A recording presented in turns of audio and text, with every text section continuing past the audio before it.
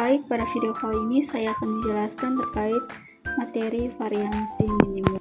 Nah, yang kita ketahui bahwa variansi minimum ini adalah salah satu tujuan utama untuk memperoleh estimator yang baik untuk mendeteksi parameter populasi. Nah, estimator yang baik tidak hanya harus bias, tapi juga harus memiliki variansi yang sekecil mungkin. Sehingga konsep inilah yang dikenal sebagai variansi minimum.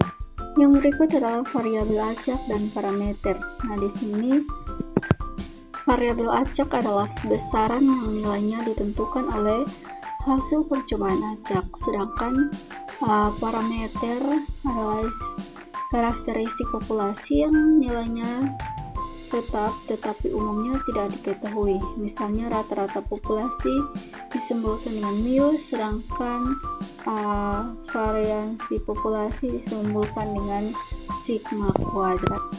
Selanjutnya kita masuk ke estimator dan estimasi. Nah, estimator adalah fungsi dari data sampel yang digunakan untuk memperkirakan parameter populasi, sedangkan estimasi adalah nilai numerik yang dihasilkan oleh estimator setelah data diamat.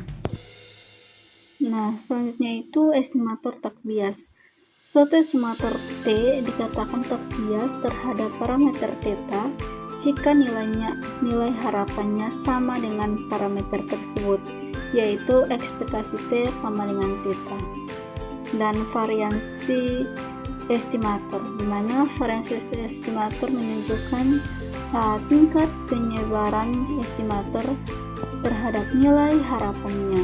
Semakin kecil variansi estimator, semakin stabil hasil estimasi yang diperoleh.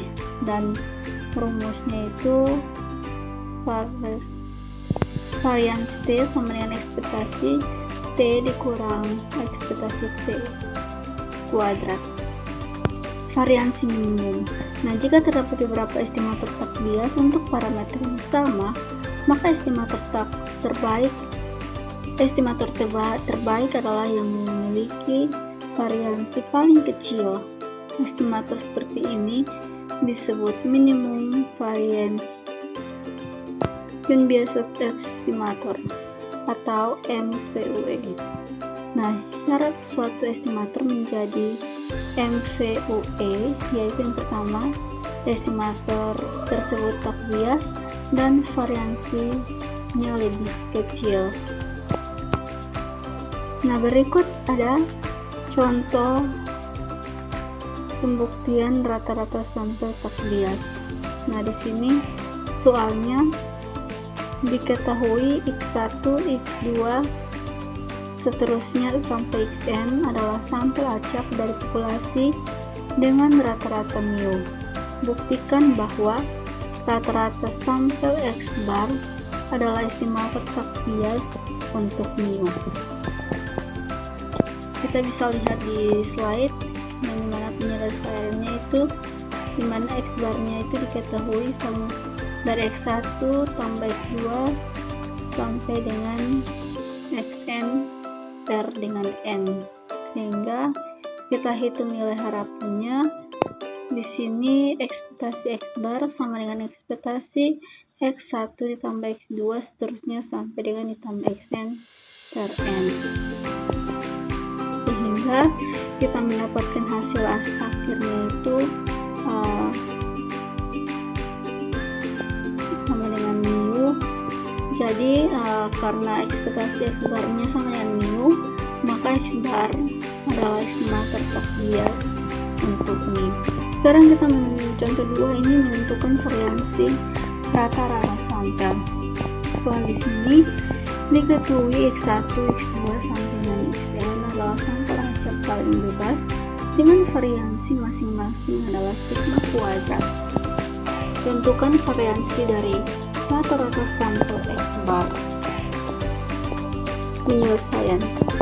Nah, diketahui seperti yang di atas tadi juga sama, sehingga kita gunakan sifat variansi di mana val X AX sama dengan A kuadrat variansi X,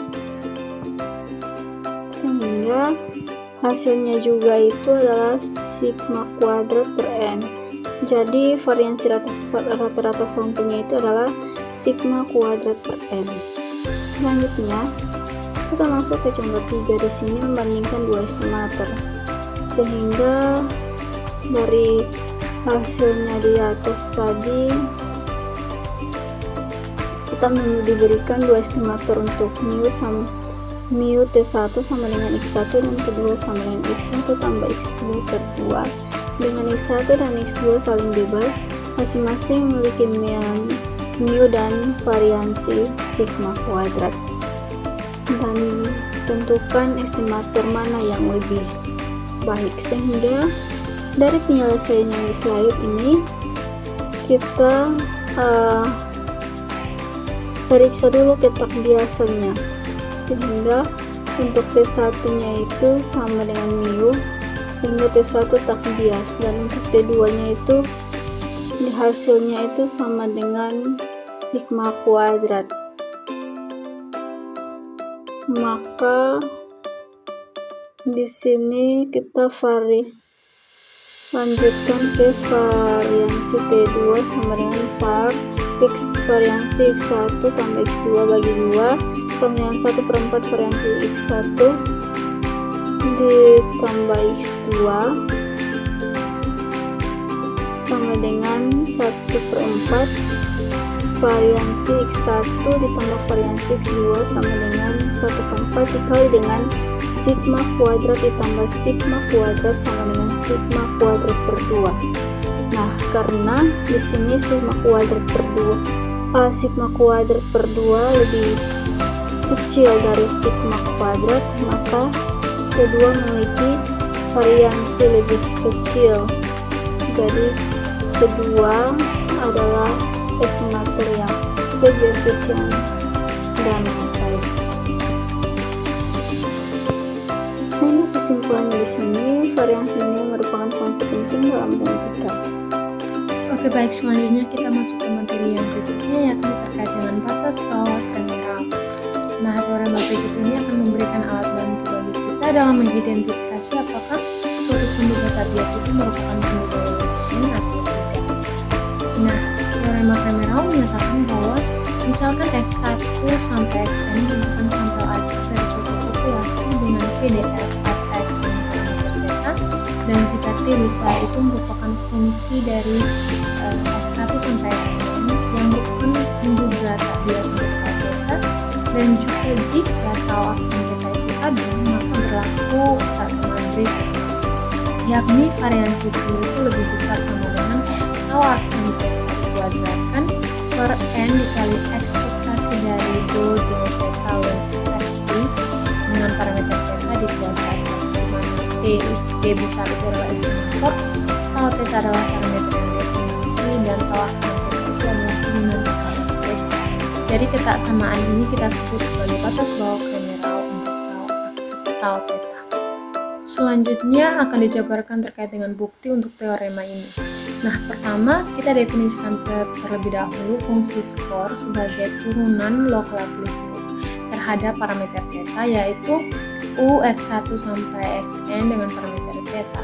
Nah, dengan sifat logaritma, fungsi ini dapat ditulis sebagai turunan dari fungsi kepadatan dibagi dengan fungsi kepadatan itu sendiri. Nah, kemudian diperoleh hubungan penting bahwa hasil kali fungsi skor dengan fungsi kepadatan itu sama dengan turunan fungsi kepadatan terhadap theta. Dari sinilah kita menghitung nilai harapan dari fungsi skor U besar. Dengan menukar urutan integral dan turunan, nah karena domain tidak bergantung pada theta, maka diperoleh bahwa ekspektasi dari U itu sama dengan 0. Selanjutnya, untuk estimator tak bias T besar terhadap tau theta, turunan dari nilai harapannya terhadap theta itu dapat dinyatakan sebagai ekspektasi dari TU. Hal ini menunjukkan bahwa kovariansi antara T besar dan U besar itu adalah tau aksen theta. Langkah berikutnya adalah menghitung variansi dari fungsi skor U besar. Karena sampel bersifat independen, maka variansi U besar itu menjadi jumlah dari variansi masing-masing komponen, sehingga diperoleh bahwa bentuk N kali ekspektasi kuadrat turunan log fungsi kepadatan. seperti yang tertera pada slide. Nah, dari hasil-hasil ini diperoleh hubungan antara kovariansi dan variansi yang mengarah pada batas bawah general. Nah, dengan demikian teorema tersebut berhasil dibuktikan seperti pada slide. Nah, untuk lebih jelasnya kita masuk ke dalam contoh. Contoh yang pertama, misalkan diberikan sampel acak X1 sampai Xn dari distribusi eksponensial dengan parameter theta. Tujuan kita itu adalah menunjukkan bahwa rata-rata sampel X bar itu merupakan estimator yang efisien untuk theta. Nah, langkah pertama adalah menentukan informasi Fisher. Kita mulai dari fungsi kepadatan peluang. Nah, kemudian kita turunkan log likelihood-nya terhadap parameter theta. Turunan pertama itu akan menghasilkan fungsi skor dan turunan keduanya digunakan untuk menghitung informasi Fisher. Nah, dengan mengambil ekspektasi dari turunan kedua log likelihood-nya, diperoleh bahwa informasi Fisher untuk satu sampel adalah I theta itu sama dengan 1 per theta kuadrat. Untuk n sampel independen, informasi Fisher itu menjadi n I theta itu sama dengan n per theta kuadrat. Selanjutnya kita hitung batas bawah generalnya, yaitu variansi theta hat itu lebih besar sama dengan 1 per n dikali I theta sama dengan theta kuadrat per n. Di sisi lain kita ketahui bahwa untuk distribusi eksponensial nilai harapan ekspektasi dari x itu sama dengan theta, sehingga x bar adalah estimator bias untuk theta. Variansi dari x bar itu adalah sama dengan theta kuadrat per n. Nah, karena variansi x bar sama dengan batas bawah Kremerau, maka x bar itu mencapai batas minimum variansinya. Dengan demikian, x bar itu merupakan estimator yang efisien untuk parameter theta. Contoh yang kedua, misalkan diberikan sampel acak x1 sampai dengan xn dari distribusi normal dengan parameter mu dan sigma kuadrat. Nah, di sini tujuan kita adalah menunjukkan bahwa rata-rata sampel x bar itu merupakan estimator yang efisien untuk parameter mu. Langkah yang pertama adalah kita menentukan informasi Fisher terhadap mu terlebih dahulu. Dimulai dari fungsi kepadatan normalnya, kemudian diambil logaritmanya. Setelah itu kita turunkan terhadap mu untuk memperoleh turunan yang pertama dan turunan keduanya. Dari hasil perhitungan, turunan kedua bernilai konstan, sehingga informasi Fisher untuk satu pengamatan adalah I mu sama dengan 1 per sigma kuadrat. Karena terdapat n sampel independen, maka informasi Fisher total itu menjadi I n mu itu sama dengan n per sigma kuadrat. Berdasarkan batas bawah Kremerau, variansi estimator tak bias untuk mu harus memenuhi variansi mu hat itu lebih besar sama dengan sigma kuadrat per n. Di sisi lain, kita ketahui bahwa rata-rata sampel x bar itu adalah estimator tak bias untuk mu. Dengan variansinya, variansi x bar itu sama dengan sigma kuadrat per n. Nah, karena variansi dari si x bar sama dengan batas bawah Kremerau, maka x bar mencapai variansi minimum yang mungkin. Dengan demikian, dapat disimpulkan bahwa x bar itu adalah estimator yang efisien untuk parameter mu. Contoh yang ketiga, misalkan diberikan sampel acak x1 sampai xn dari distribusi Poisson dengan parameter lambda. Tujuan kita adalah menunjukkan bahwa rata-rata sampel x bar itu merupakan estimator yang efisien untuk lambda. Nah, langkah pertama adalah seperti biasanya kita akan menentukan informasi Fisher terlebih dahulu. Dimulai dari fungsi peluang Poisson, kemudian kita ambil logaritmanya dan diturunkan terhadap lambda. Nah, dari turunan kedua logaritma fungsi peluangnya diperoleh bentuk yang melibatkan variabel acak x. Dengan menggunakan fakta bahwa nilai harapan distribusi Poisson itu adalah ekspektasi x sama dengan lambda, maka informasi Fisher untuk n sampel diperoleh sebagai In lambda itu sama dengan n per lambda. Selanjutnya, berdasarkan batas bawah Kremerau, variansi estimator tak bias untuk lambda memenuhi variansi dari lambda hat itu lebih besar sama dengan lambda per n. Nah, di sisi lain kita ketahui bahwa rata-rata sampel x bar itu adalah estimator tak bias untuk lambda dengan variansi di mana variansi x bar-nya itu sama dengan lambda per n. Nah, karena variansi dari x bar sama dengan batas bawah Kremerau, maka x bar mencapai variansi minimum yang mungkin. Dengan demikian, dapat disimpulkan bahwa x bar itu adalah estimator yang efisien untuk parameter lambda. Baik, di sini saya akan menjelaskan tentang konsistensi dan sufficiency atau disebut dengan syarat syukur. Dari sini saya akan mulai dengan konsistensi. Teorema berikut memberikan alat untuk menentukan apakah suatu penduga atau penduga merupakan penduga konsistensi terhadap parameter yang diestimasi. Definisi konsistensi itu kita misalkan X1, X2 sampai dengan Xn itu merupakan sampel acak dari populasi dengan parameter theta. Suatu estimator Tn dikatakan konsistensi untuk 0 jika Tn-nya itu konvergen dalam probabilitas ke theta ketika n menuju tak hingga, atau limit ketika n menuju tak hingga dari peluang n absolut Tn dikurangi theta lebih kecil dari epsilon sama dengan 1. Maka untuk setiap epsilon lebih besar dari 0, artinya ketika ukuran sampel semakin besar, estimator semakin mendekati nilai parameter sebenarnya. Oke, untuk teorema itu teoremanya jika suatu estimator Tn memenuhi ekspektasi Tn menuju theta dan variansi Tn menuju 0, ketika n menuju tak hingga, maka Tn merupakan estimator konsistensi untuk theta. Buktinya kita membuktikan dari kesamaan Chebyshev-nya itu peluang nilai absolut Tn dikurangi theta lebih besar atau sama dengan epsilon kurang dari atau sama dengan variansi Tn dibagi epsilon kuadrat. Terus variansi Tn menuju 0 dan variansi Tn dibagi epsilon kuadrat menuju 0. Peluang nilai absolut Tn itu dikurangi theta lebih besar atau sama dengan epsilon menuju 0. Nah, peluang nilai absolut Tn itu dikurangi theta lebih kecil dari epsilon menuju 1. Jadi, Tn konvergen dalam probabilitas ke theta. Dengan demikian, Tn itu konsisten untuk theta. Nah, untuk contoh konsistensinya itu, contoh yang pertama distribusi normal. Kita misalkan X1 sampai ke Xn.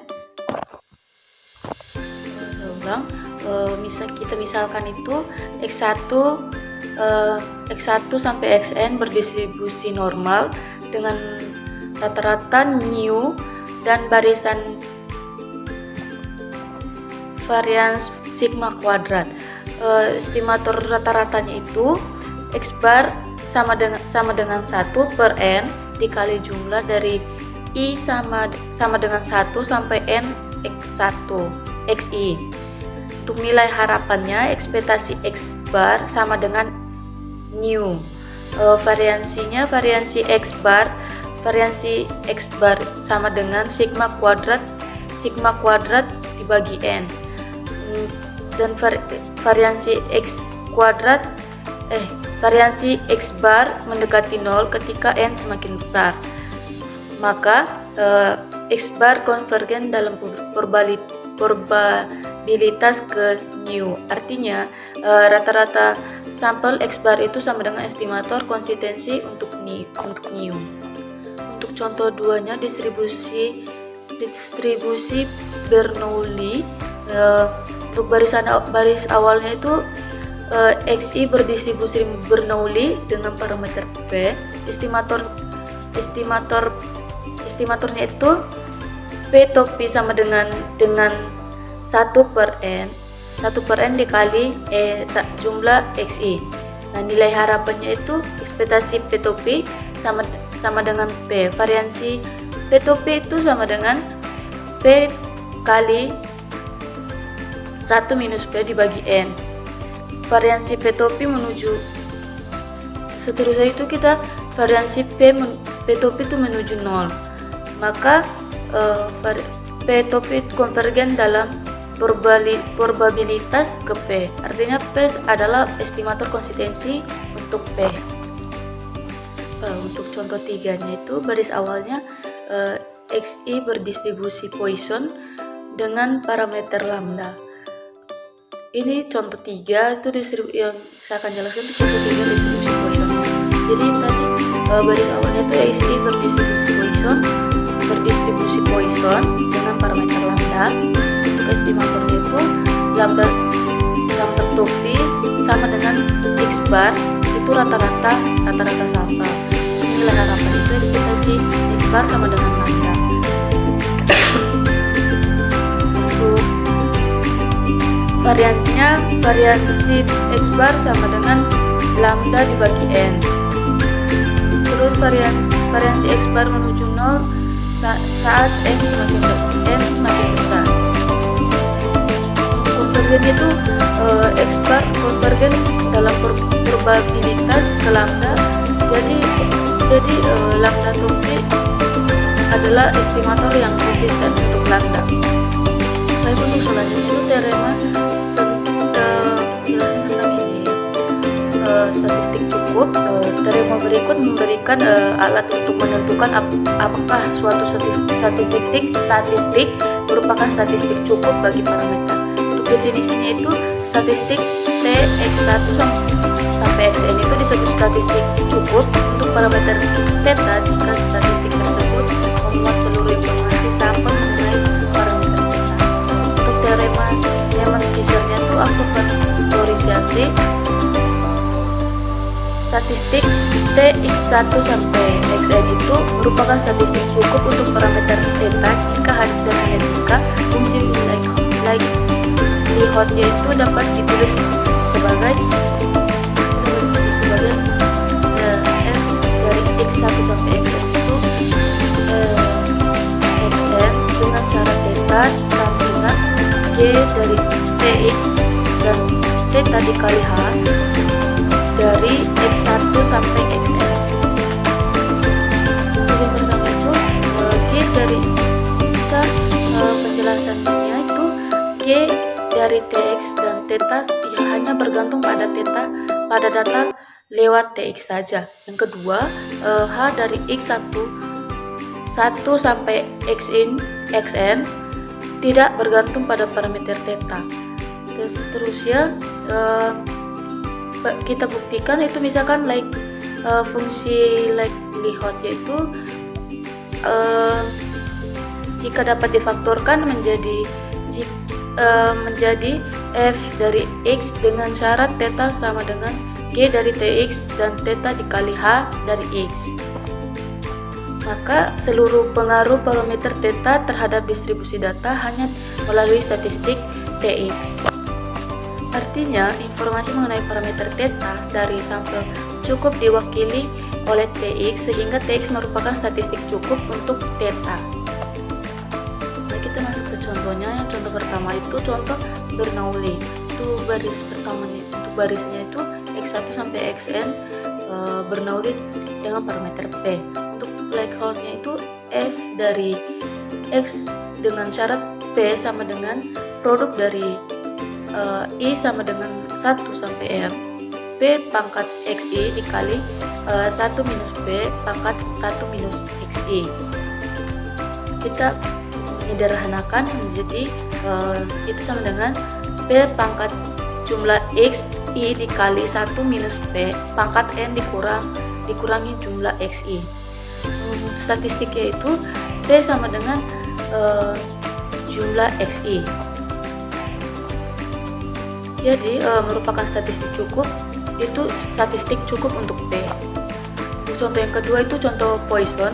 Untuk barisnya itu X1 sampai Xn berdistribusi Poisson dengan parameter lambda. Likelihood-nya itu F dari X dengan syarat lambda sama dengan produk dari I sampai N E pangkat minus lambda dikali lambda pangkat XI dibagi XI faktorial. Nah, penyederhanaan itu sama dengan E pangkat minus N lambda dikali lambda pangkat jumlah XI dikali produk 1 per XI faktorial. Nah, statistiknya itu T sama dengan jumlah XI. Nah, karena hasilnya itu T sama dengan jumlah xi itu merupakan statistik cukup untuk lambda. Nah, kita masuk ke contoh yang terakhir, itu contoh 3 normal. Nah, di baris pertama ini tuh x1 sampai xn itu berdistribusi normal dengan min mu dan variansi sigma kuadrat. Nah, dengan sigma kuadrat diketahui likelihood-nya itu f dari x dengan syarat mu sama dengan produk dari i 1 sampai n 1 per akar 2 pi sigma kuadrat dikali eksponensial dari minus xi dikurang mu kuadrat dikuadratkan dibagi 2 sigma kuadrat. Nah, untuk setelah difaktorkan diperoleh bahwa parameter mu hanya muncul melalui t sama dengan jumlah xi-nya. Nah, karena ini t sama dengan jumlah xi merupakan statistik cukup untuk n.